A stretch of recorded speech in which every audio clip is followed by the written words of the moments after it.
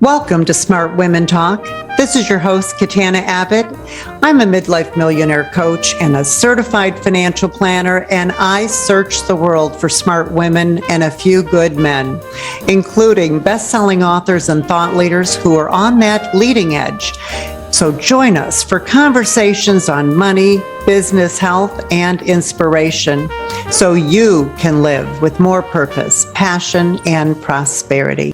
Hi, everyone, and welcome to Smart Women Talk. This is Katana Abbott. I'm here with Vickie Trabosh, my wonderful co-host. We have a very special guest, Barbara Schiffman. She is a certified hypnotherapist, advanced Akashic record reader or teacher, and life and soul balance coach. Barbara Schiffman excels in translating scientific theories, new thought perspectives, and ancient wisdom into supportive tools to help people experience more balance, peace, and joy in their lives. As a highly regarded Hollywood script consultant turned author speaker, Schiffman is now an insightful and gifted teacher whose specialty is balanced, successful living. Her books and coaching programs, especially Living in Balance for Boomers, Secrets to Making the Most of the Second Half of Your Life, are empowering life improvement manuals for people of every age and interest. Welcome to the show, Barbara. Thank you so much. I'm delighted to join you. You talk about boomers in your book, and you did this shift yourself. Oh, I have, and I've shifted many times over the decades, but most recently going from working primarily in the entertainment industry as well as doing coaching for people in the entertainment industry in their careers to expanding into life and then what I think of as life and soul balance coaching over the last 10 to 15 years. And finally, I'm not working so much in the entertainment industry anymore. I just have one little bit of toe still in that water, but most of me is in the personal and spiritual development arena. And I love working with what I think of as true stories in progress, people in their lives, writing them as they go, versus fictional stories, which may become films to help inspire people. I think of people as true stories in progress. They're writing our lives, aren't we?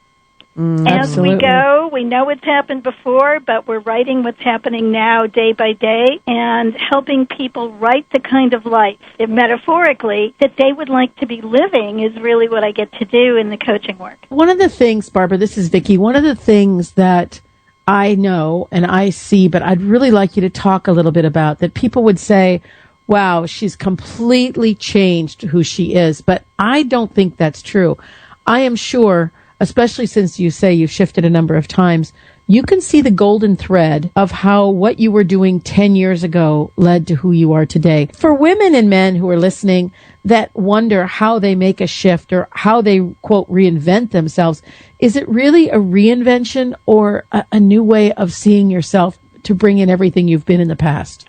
I see it as an evolution, and since a lot of my work is in the framework of conscious evolution, where we're evolving consciously. We know we're doing it as we're going. It's more in that arena. So it's not a reinvention at all. It's taking who I have always been and using it all in a new way, under new circumstances, in new contexts, at a higher level than ever before. It's taking who I've always been. I've always been a connector. People have always come to me for advice. I've always been someone who finds resources and connects people up with them, or finds out what they're looking for, and then those resources show up in my life, so I connect them up as they show up. And now I get to do that in the work and the writing and the speaking and the teaching that I do. It brings what I've always been into a new level. Do you also think that there is something about you or a quality you have or something you love that has allowed you to evolve? Because there are some people who, I always say, you could have 10 years experience or 1 year's experience 10 times. So some people are still doing what they were doing 10 years ago. They haven't, quote, evolved as they would hope to. But what quality is it within someone that gives them this urge to take something to its next level? That's a little bit of being willing to take what I think of as leaps of faith, not in a religious context, but in a personal evolution context of doing things I haven't done before.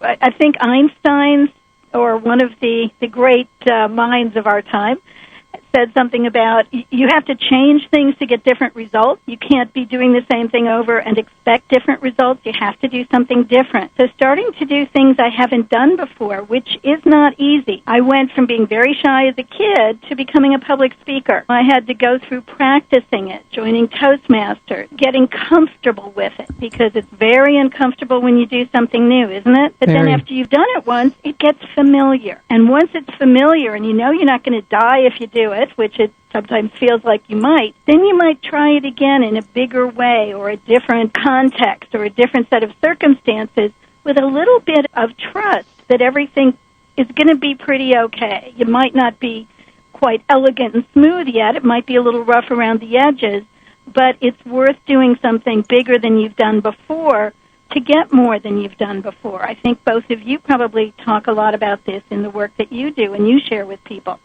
Doing things differently helps you get bigger results. But Barbara, this is Vickie. So I don't get to use this word on air very often, but it's an important word. How do you separate people who are there to help you and the hucksters? Because there are hucksters. It shows my age, right? I bet some people are going, what is a huckster? But when you say there are more resources, that is an understatement. And what I notice is a lot of people are hiring other people to help them build their dreams, to come to their realization, their essence, and they're not helping at all. So how do you help people understand, where do you go to make sure that you're not helping someone else make money, but they're literally there to help you reach your biggest dreams? For me, it's getting referrals from people I know and trust, people that they've worked with, resources they've used that have been effective for them. I have a couple of very good friends who are also expanding in their businesses, and when they recommend services, resources, websites, webinars, I listen because I trust their judgment, and they've gotten them through their research, through their referrals from other people. And we've always done that, haven't we? That people refer people to other good resources. So that still is true, even though we have this smorgasbord of options through the Internet and through all of the different people offering so many different services now. But it's still those personal referrals and recommendations that make a difference. Great reminder. Yeah, and I wanted to point out that's what Smart Women's Coaching started out as, and it was a community of experts that were working together and supporting each other and not competitive. And this was 7-8 years ago, before all this co-creation and collaboration started, because this is the new way. But 7 years ago, it really wasn't like that. And so I brought all these experts together to do just that, and we're still really great friends. And again, it is that chain of referrals. Everybody referring and letting other people know of resources, people, support systems, ideas, books, all of that's helpful to them, that really shares those things that make a difference. And it does lift them a little bit out of all the noise that's out there with all the different things that sound similar but may or may not be right for you.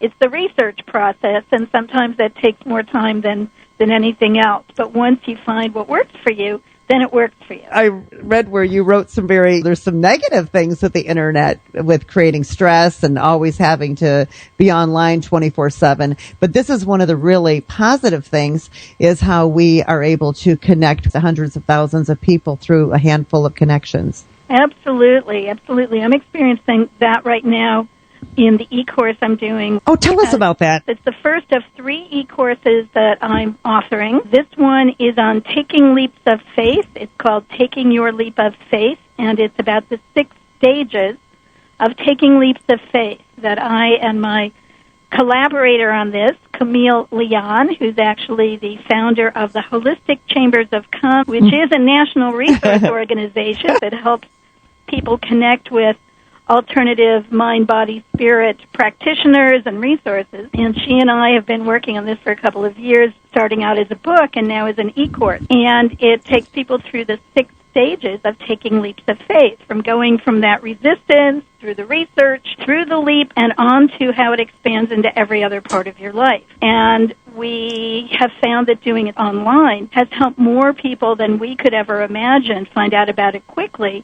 because they have the connections, and it is that Internet connectiveness that really makes a difference.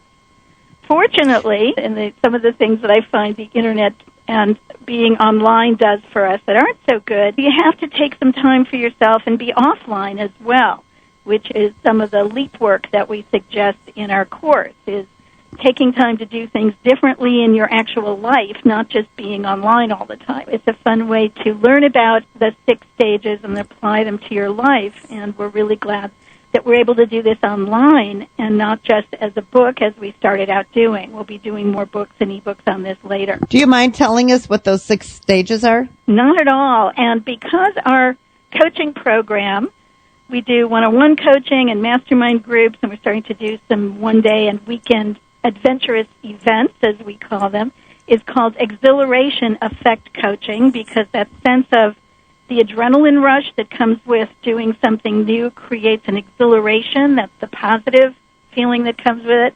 We named the 6 stages accordingly, and the first one is expecting. And it's like being in that state of expectancy and resistance and hesitation. You don't know what's going to come. You're not really sure about it. Even if you want to do it, it's still not there yet.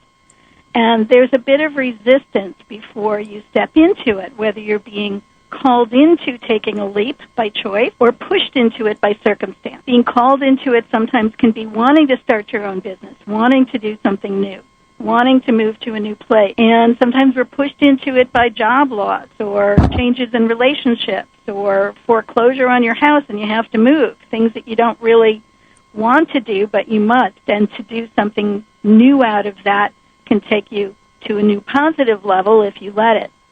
Second stage is exploring. That's the research stage. If I'm going to have to do this or really want to do this, what's it going to take?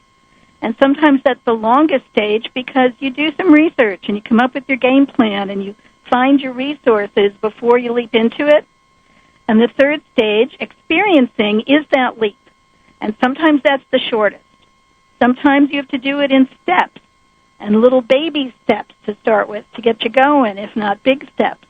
But once you go through it and you get to the other side, then you're in the examining stage, which is the, oh my God, what did I just do? And that's where we recommend people pause and take a breath for a moment. Sometimes they don't stop and let their energy recalibrate and take a pause and let the dust settle.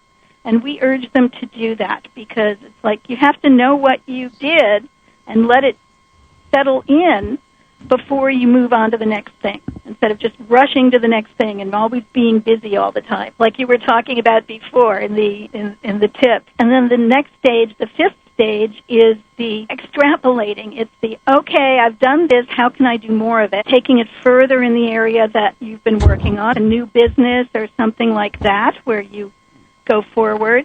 And then the final stage is expanding. Expanding what you've learned, expanding what worked, expanding how you feel into every part of your life. And sometimes those last 3 stages overlap a little bit, the examining, the extrapolating, and the expanding, because they may happen a little bit at once as you move forward, as you're preparing for your next leap, whatever that might be. Barbara, this is Vickie. We've said the show's about boomers, for those of us who are booming, which is all 3 of us on this line. But these 6 steps, which are brilliant, I have to say. Thank you. And I love they're all X something, exploring, yes, expecting, very smart. But this is not about second half of your life stuff. This is, if I had been in my 20s and someone had explained this to me, or my 30s, or even my 40s, what would I have been able to accomplish with less effort and more exhilaration? Just this whole idea of being very present with what it takes to take a leap of faith. This is not about just boomers, is it? Or is this for anyone from your standpoint? For anyone. And again, taking a leap is doing something you haven't done before. You have no idea how it's going to go. It's totally unknown. And that is easier for us to do, actually, when we're younger, because everything is new. As we get older, we think we're supposed to be the experts, we're supposed to know it all, and we don't give ourselves the space or the credit or the permission to be brand new to something. So that's when we stay in our comfort zone, where things are comfortable and it's hard to step out of it. And as we're reinventing ourselves, as we're becoming smarter from the experience we've gained, we hopefully will become more open to doing new things all our lives, Whether they're big things or small things, they're all equal. They all count. What wisdom did you gain during the first half of your life that now influences your second half? One of the things that comes to mind was the idea that things always work out. They may not always work out exactly the way I'd like it, but they always work out somehow, don't they? Yeah. We may not always have everything go the way we'd like, and sometimes things go even better or lead to something that's even better than what we would have imagined. But they always work out. Each step takes us to the next one, and we can't always see the next one until we take that step. That's really what I've learned through experience. So now it's become easier to take that step into the unknown, to continue walking down that dark tunnel, knowing that somewhere there's a light at the end of it, even though it might be around a bend and I can't see it yet.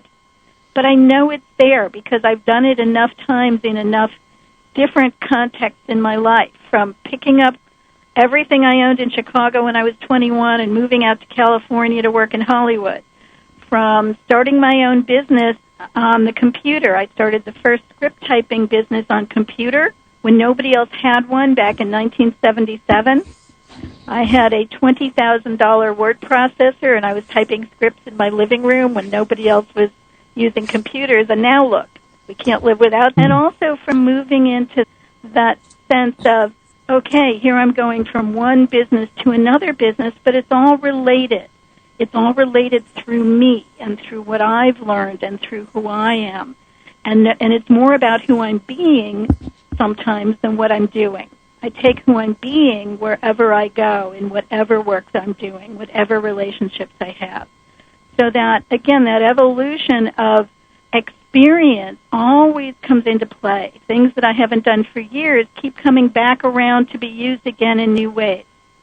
And trusting that's the case really helps make it easier. In trusting that even if it's like you've gone through the most difficult period and you're thinking, oh my God, what did I do? What did I do this?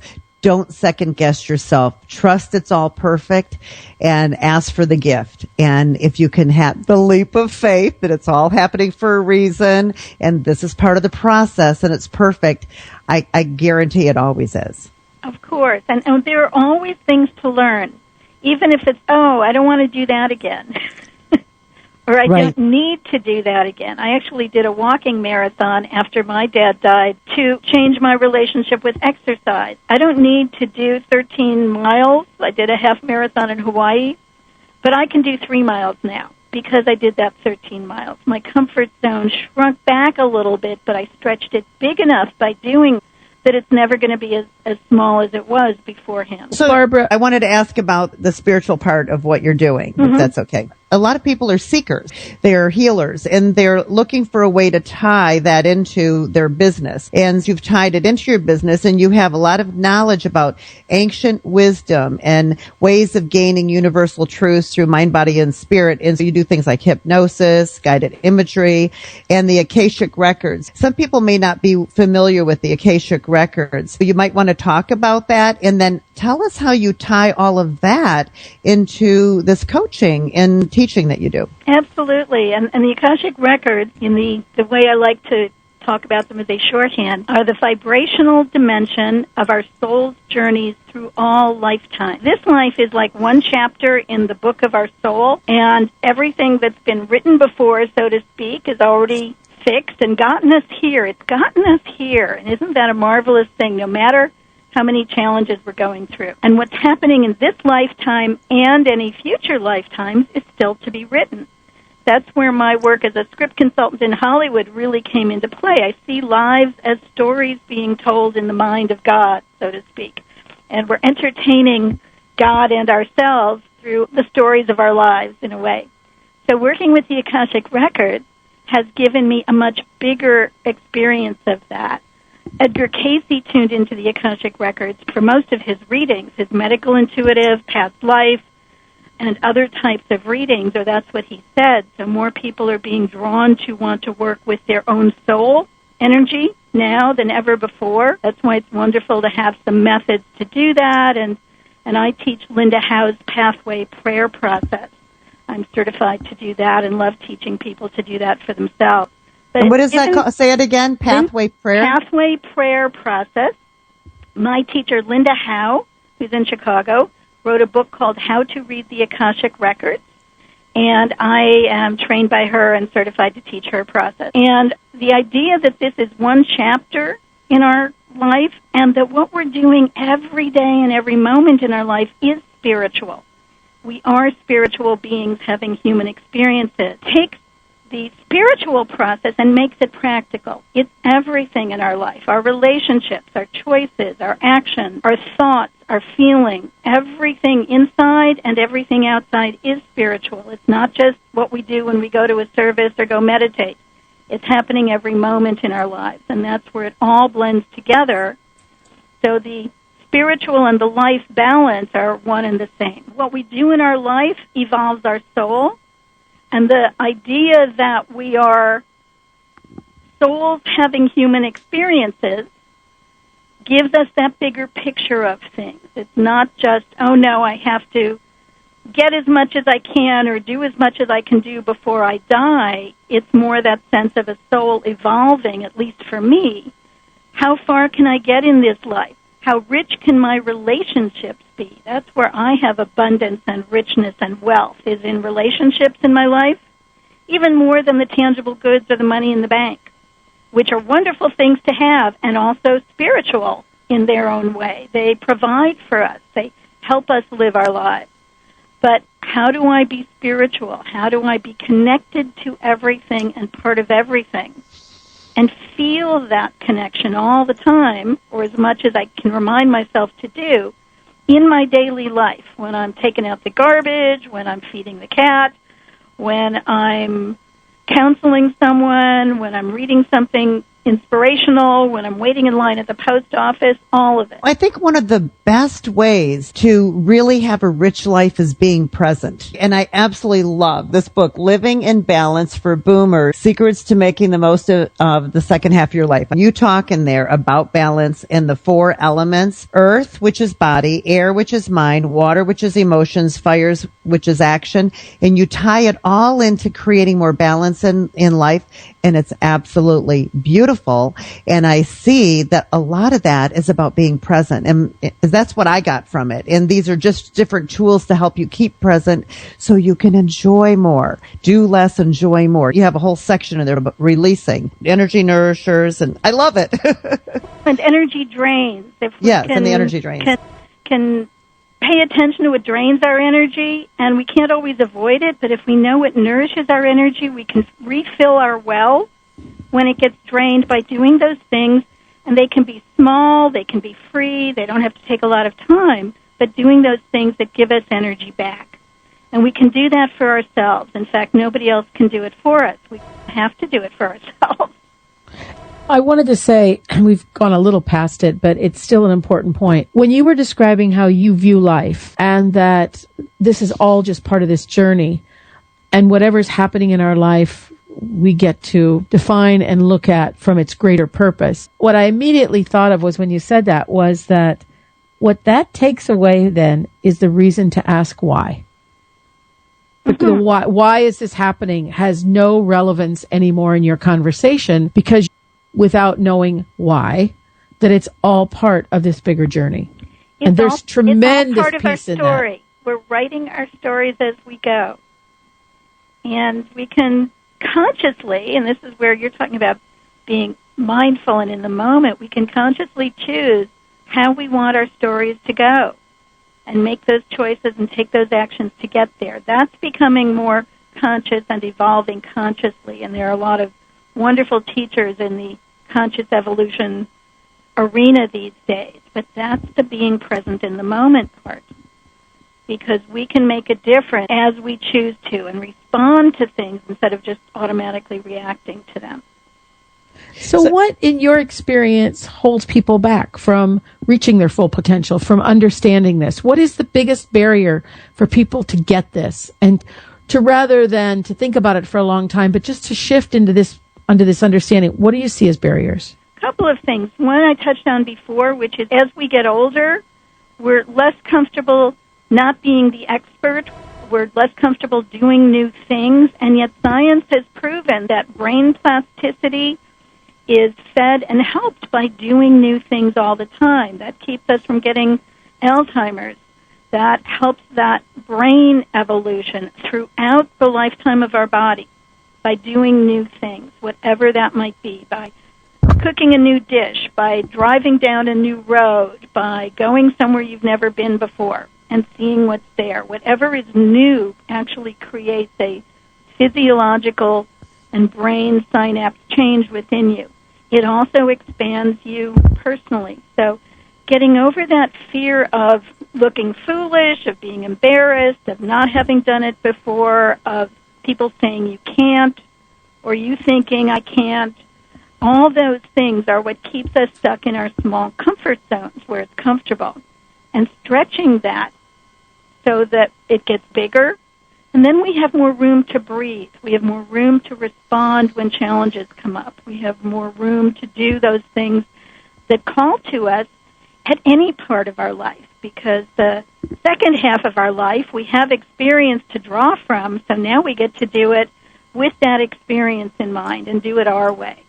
And by stretching ourselves in every direction through our physical environment, our emotional connections and relationships, our mental aspects, which include visioning new things, and those spiritual connections, which light things up. That keeps us going, and that's really what we're stepping into as we shape our lives. Just listening to you, what you're giving us is a way to live life so richly. Rich, just like you said, in every part of your life. And I really want to thank you for sharing all of this with us, because they're just simple tools. Give us your website again, Barbara. BarbaraSchiffman.com. Schiffman is SCHIF, like in Frank. MAN, BarbaraSchiffman.com. It's been incredible having you on. I know we could go on for another hour, but we don't have time. We just want to ask you for your one last tip for our listeners. What pearl of wisdom would you like to leave them with? I'd like to suggest that if they don't already do this, and many people do, but a lot of people don't, that they start to keep a little list of the things they're grateful for. Maybe take a little notebook and every morning or every night before you go to bed, when your mind is still in that kind of between waking and sleeping hypnosis state, and our subconscious is more accessible, write down 5 things they're grateful for. And it can be the same things every day. It can be, I'm grateful for that I'm alive. I'm grateful that I have enough food for today. I'm grateful for my cat. I'm grateful for my husband. I'm grateful for my car. But also then look through the day for things to be grateful for that you can add for tomorrow. And that primes the pump. When we're grateful for those things that we do have, even if there's only a few, more starts to come. Oh, that's Thank wonderful. you so much, Barbara. It's just been wonderful having you on the show. My pleasure. Thank you so much for inviting me. Smart Women Talk is brought to you by Smart Women's Empowerment, a 501c3 nonprofit project of United Charitable. Music by Bill Lucas from his album When It Rains. Available on Apple Music and Spotify. Catch us wherever you listen to your favorite podcast, and be sure to join our free community at joinsmartwomen.com to access all our free Smart Women resources.